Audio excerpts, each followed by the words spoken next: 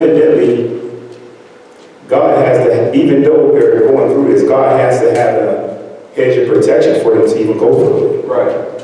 So maybe they didn't know, but he knew that they was going to go through it because he's actually providing protection for them to go through it. Right. Well, he definitely provides protection for them, but that is their sole purpose for being there during the tribulation is to evangelize. And remember, at this time, it's going to be a lot of death, particularly for those who are believers, those who accept Christ at that time.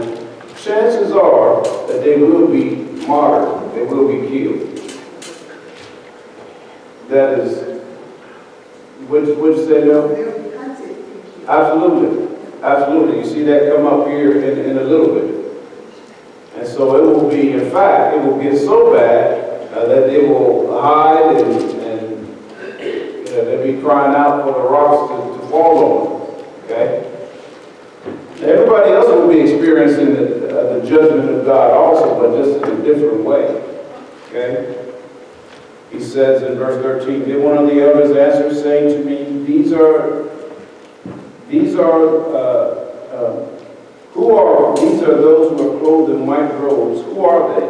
And when they have come, and where they come from, I said to him, my Lord, you know. And he said to me, these are the ones who come out of the great tribulation, and they have washed their robes and made them white in the blood of the Lamb. Again, more than likely they will be martyred. Verse 15, for this reason they are before the throne of God, and they serve him day and night in his temple. And he who sits on the throne will spread his tabernacle over them. Interesting language. He will cover them. They will hunger no longer, nor thirst anymore, nor will the sun beat down on them, nor any heat, for the Lamb in the center of the throne will be their shepherd. So these who are going through this period of judgment,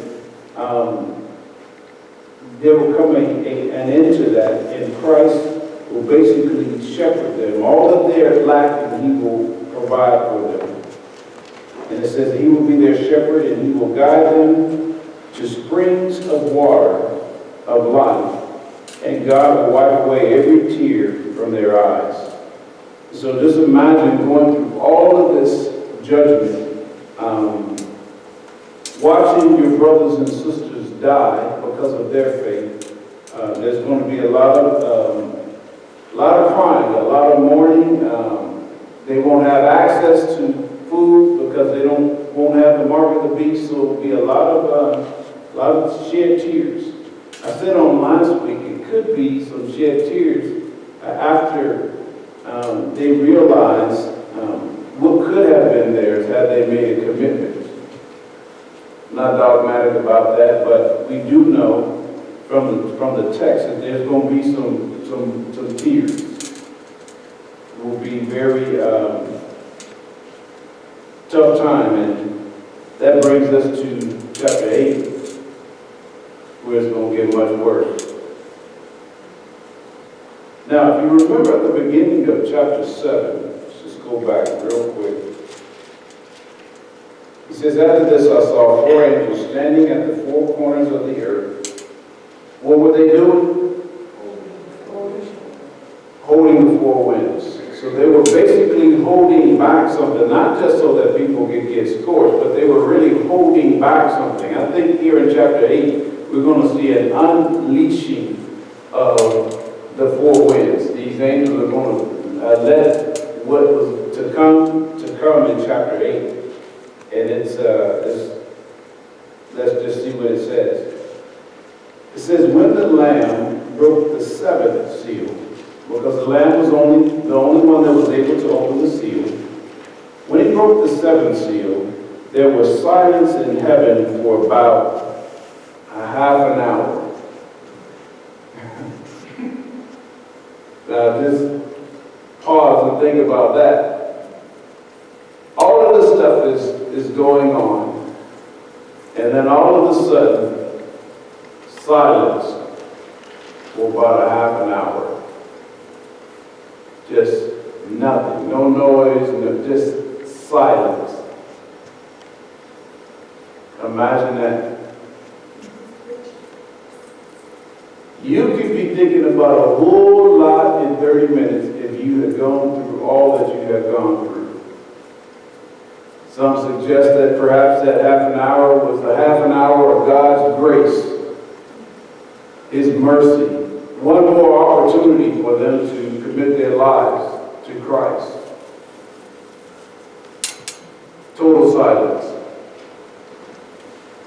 And then it goes on and it says, I saw the 7 angels who stand before God, and 7 trumpets were given to them. Now, who these 7 angels are, I don't know. But we do know that they were given trumpets. And basically, trumpets are symbolically used to give a warning and let someone know. Typically in the Old Testament, when the enemy was coming, they would blow the trumpets and warn the people to prepare. And then it says in verse 3, and another angel came and stood at the altar holding a golden censer and much incense. I'm sorry, I lost my place. He says, and much incense was given to him, so that he might add it to the prayers of all the saints on the golden altar which was before the throne. Now remember, there were those that were praying for basically vengeance. When, in fact, where does it say it? In chapter...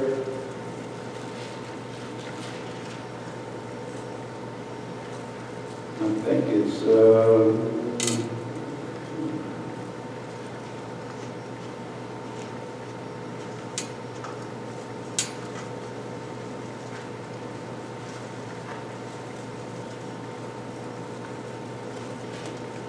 I'm looking for the, where it talks about the ones under the altar. I think that's in chapter 6.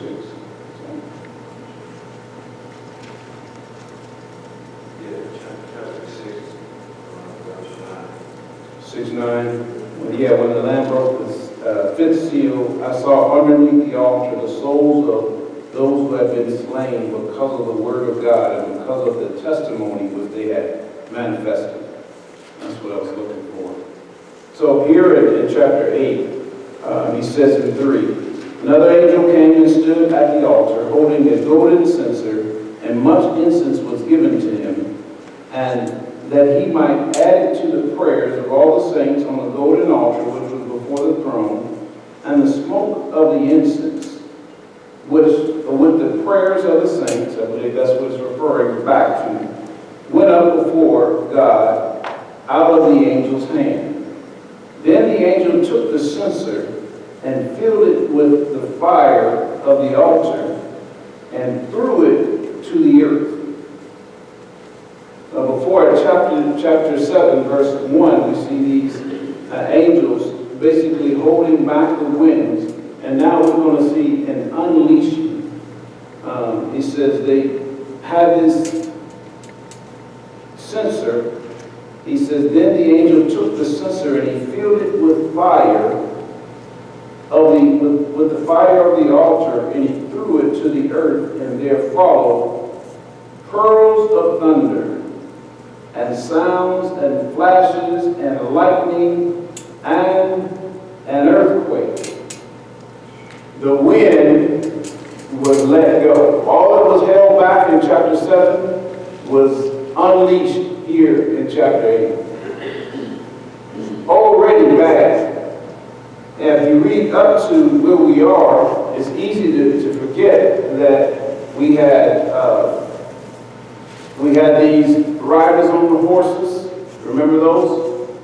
One represented deception. The other, the white horse represented deception. The red horse represented what? War. The pale horse represented what? death, and the other one represented famine. So listen, things are getting worse and worse and worse. And then, so now that we're here, we see an unleashing. He throws this censer onto the earth, and he says, and there follow pearls of thunder. Now, it's silent 30 minutes before this happens. And then, I'm going to say all hell broke loose, all heaven broke loose. Yes, grab Mike.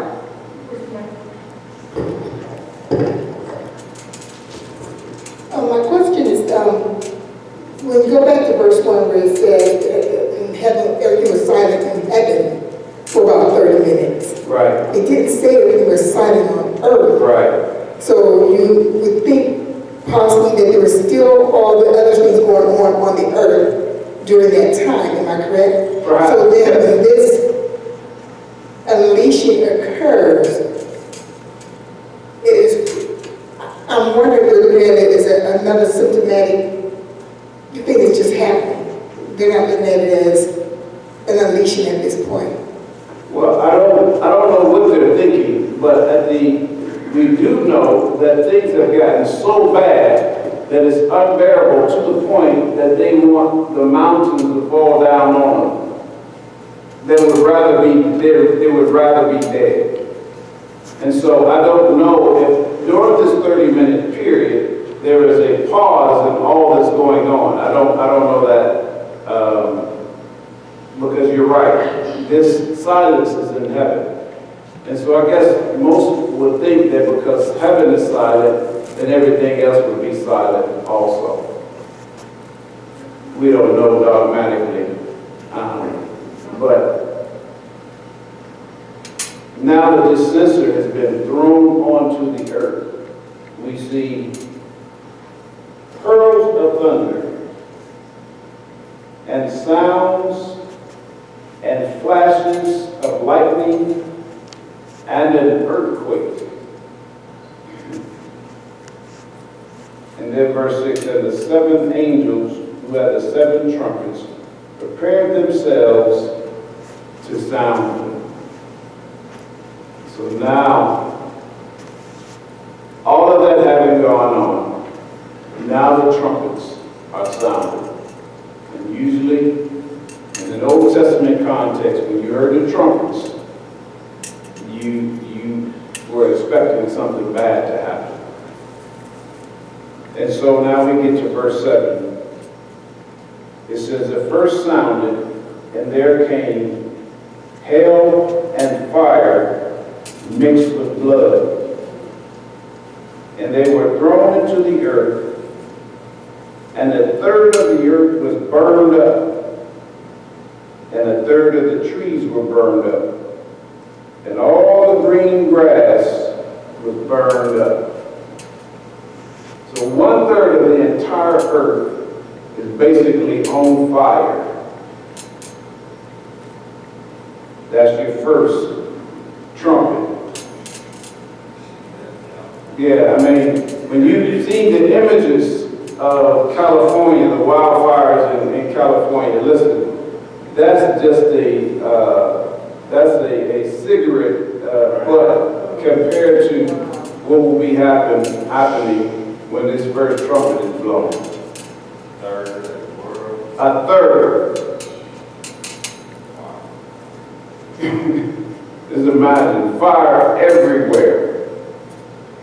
It says, and a third of the earth was burned up, and a third of the trees were burned up. All the green grass was burned up.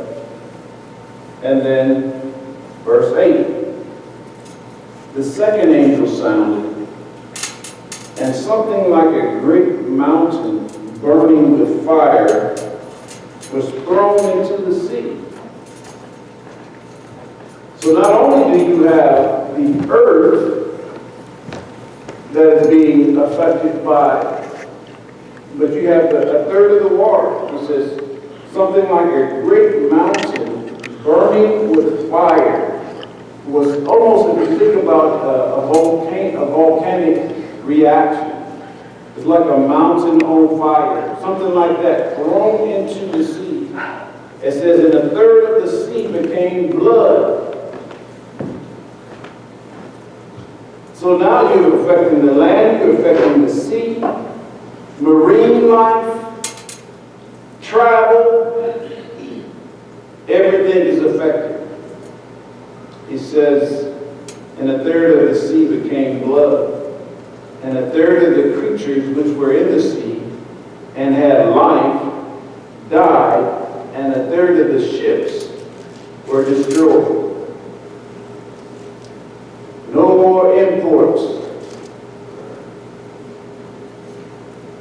What you have on your third, in your portion, a third of that is going to be on fire. This is not going to be good. The third trumpet.